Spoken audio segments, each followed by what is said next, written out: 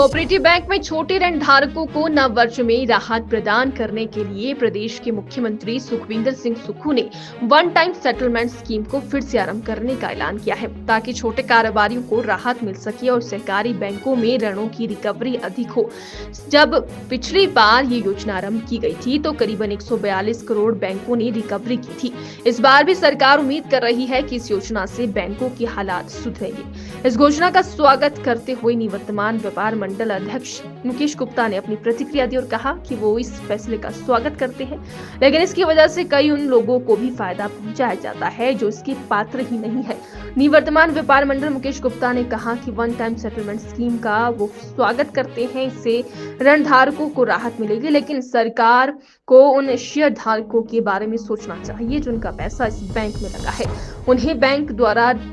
Dividend नहीं दिया जा रहा, इस बारे में भी सरकार को विचार करने की आवश्यकता है। उन्होंने कहा कि पहले भी देखने में आया है कि वन टाइम सेटलमेंट स्कीम के नाम पर अपने चहेतों को राहत पहुंचाने का प्रयास किया जाता है। जो पात्र लोग होते हैं उन्हें इस योजना का लाभ नहीं मिल पाता। कोऑपरेटिव बैंक में छोटे ऋण धारकों को नव वर्ष में राहत प्रदान करने के लिए प्रदेश के मुख्यमंत्री सुखविंदर सिंह सुक्खू ने वन टाइम सेटलमेंट स्कीम को फिर से आरंभ करने का ऐलान किया है, ताकि छोटे कारोबारियों को राहत मिल सके और सहकारी बैंकों में ऋणों की रिकवरी अधिक हो।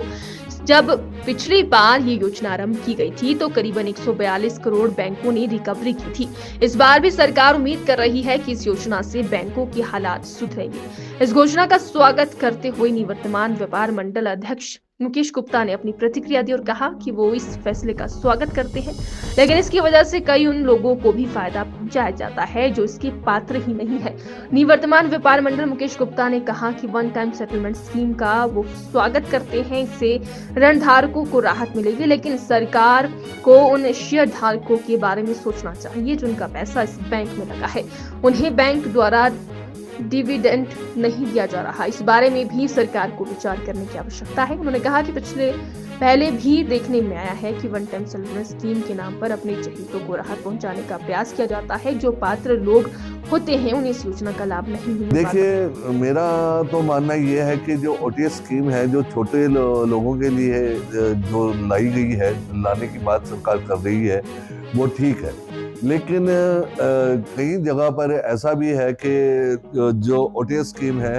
वो जो लोनिंग की गई है वो गलत लोनिंग करने के बावजूद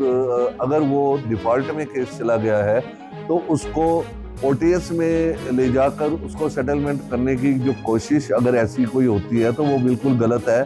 क्योंकि जो बैंकों के अंदर में पैसा है, पैसा तो जो कोऑपरेटिव बैंक के अंदर पैसा होगा जो ज़्यादातर मुझे लगता है कि शेयर होल्डर्स का भी पैसा इसमें इन्वॉल्व होता है। और उस जैसा कि मैं आपको बताना चाहता हूँ कि हमारे सोलन के अंदर ही एक जो कोऑपरेटिव बैंक है उसके अंदर शेयर होल्डर्स का बहुत सारा पैसा जो लगा हुआ है और उनको पिछले काफ़ी सालों से उसका डिविडेंड भी नहीं मिल रहा। वो अपने डिविडेंड की डिमांड तो कई बार कर चुका है, डिविडेंड तो क्या मिलना, लेकिन अभी वो जो है अपनी जो मनी थी, जो उनका एक्चुअल अमाउंट उस बैंक के अंदर में डिपॉजिट है, जो कि जिसमें मैं आपको एक और चीज़ बताना चाहता हूँ, बहुत से रिटायरी लोगों ने अपना जो रिटायरमेंट का पैसा है वो इसमें लगा दिया था, लेकिन अब उनका जो पैसा है वो अगर अपने पैसे की डिमांड कर रहे हैं तो वो उनका पैसा भी वापस नहीं मिल रहा। तो उसमें जो बैंक के अंदर में है तो अगर NPA ज़्यादा है, वो NPA क्यों हुआ उसका जो खुमाइजा है वो शेयर होल्डर आज भुगत रहे हैं। ठीक है कि ऐसा नहीं मैं कहता कि शेयर होल्डर ने पहले उसमें उनको डिविडेंड भी अच्छा मिला, लेकिन अब अपने अमाउंट को लेने के लिए उनको दर दर भटकना पड़ रहा है। तो कहीं ऐसा ना हो कि OTS की आड़ में जो बड़े बड़े लोनिंग हैं, कुछ ऐसे भी लोन ना हो कि जो कि जिसमें कि प्रॉपर्टी मॉर्गेज ही ना की हो, वो लोन कर दिया गया हो। तो अगर उस ऐसे लोन्स को OTS में ले जाके या आउट ऑफ द वे उसकी सेटलमेंट करते हैं तो मुझे लगता है कि इस स्कीम का कहीं ऐसा ना हो कि सरकार तो अच्छे के लिए कर रही है कि इसका मिसयूज़ जो है वो बैंकर किसी तरह से करने की कोशिश ना करे। इसके ऊपर भी चेक रखना बहुत ज़रूरी है।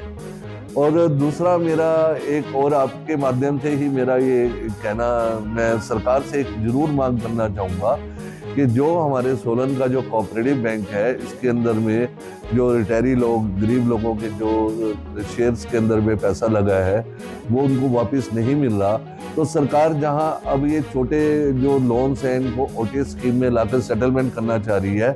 तो मेरी सरकार से एक प्रार्थना है कि उसमें जो उस कोऑपरेटिव बैंक के अंदर में जो शेयर होल्डर्स की एक्चुअल मनी पड़ी है कि तो सरकार अपनी तरफ से उसमें कुछ पैसा डाले और उन लोगों का जो पैसा है उसमें से बहुत से लोग तो ऐसा है जिनकी डेथ भी हो गई है पैसा मांगते मांगते, लेकिन जो अब लोग उसके अंदर में हैं जिनके कि ऐसे ऐसे लोग भी हैं जिनके 50-50 लाख रुपए जो है शेयर्स के अंदर में लगे हुए हैं। तो सरकार अपनी तरफ से उसमें उतना कुछ पैसा डाले जो शेयर होल्डर्स की अमाउंट का है, ताकि उन लोगों को भी पैसा जो है वो वापस मिले।